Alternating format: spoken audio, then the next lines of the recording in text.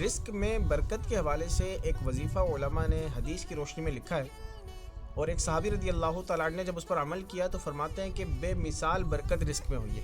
آپ بھی نیت کر لیں عمل کرنے کی۔ آج ہر شخص پریشان ہے رزق میں برکت کے حوالے سے، کام کرتے ہیں، بزنس کرتے ہیں، مگر وہ پیسہ کہاں جاتا ہے پتہ نہیں چلتا۔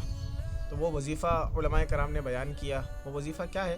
اچھا، کرنا کب ہے وظیفہ روزانہ صبح نماز فجر سے پہلے کرنا ہے یہ وظیفہ، اور 100 ٹائم پڑھنا ہے۔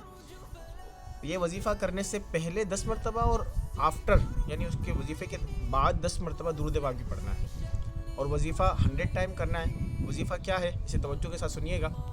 سبحان اللہ و بحمدہ سبحان اللہ العظیم استغفر اللہ، یہ وظیفہ ہے، اس کو 100 ٹائم پڑھنا ہے۔